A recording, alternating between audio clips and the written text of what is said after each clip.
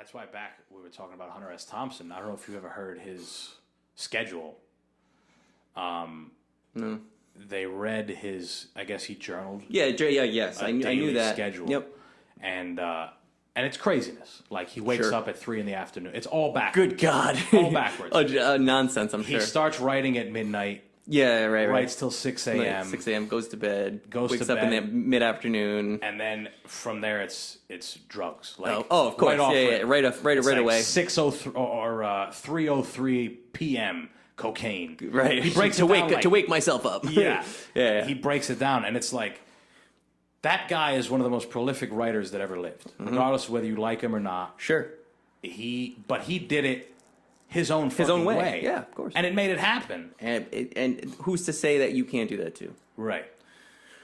I agree, and I think, Hunter S. Thompson aside, I think if you look at the lifestyles of a lot of prolific people in the world, like another example, Winston Churchill. Sure. Look at what he did every day. If you look at he drank a full glass of brandy when he woke up in the early afternoon. I mean, in the late morning. In the late morning, had a cigar, and that was his breakfast, was a cigar and brandy. All day. And then went and fought a war, and won a war. Yeah. You know, and with the Germans bombing his city, would wake up, full English breakfast, glass of brandy, cigar, a nap after breakfast, and then went about his day cocked.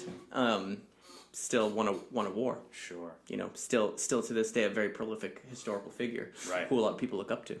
Yeah, totally. You know, but we were talking about cigars. I mean, he's got a cigar named after the Churchill. Now it's a size. It's fucking huge. It's massive. Because, right, exactly. When I used to work at that cigar bar we were talking about, there was a guy that would come in. You could be a member there. Okay. Yeah. He was a member, and he would come in,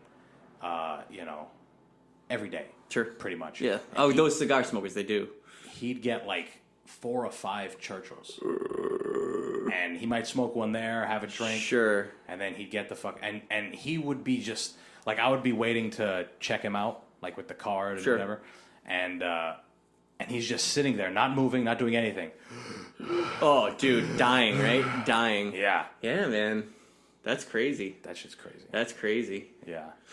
But that goes back to, I think that's why a lot of people have trouble breaking out of these cycles. It's what you're used to. Yeah. It's leaving your comfort zone. So you want to go be an orange farmer in the Philippines, right? Yeah. We'll go back to that. How hard is that going to be for you to get out of your comfort zone to do that? For most people, it's pretty impossible, right? Sure. Of course. Sure.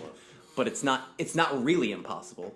Right. But the way your brain has been built by you and others around you, it is now almost impossible or near impossible for you to at least imagine that and picture that. Conceptualize it. Yeah, conceptual. Thank you. That's the word I was looking for.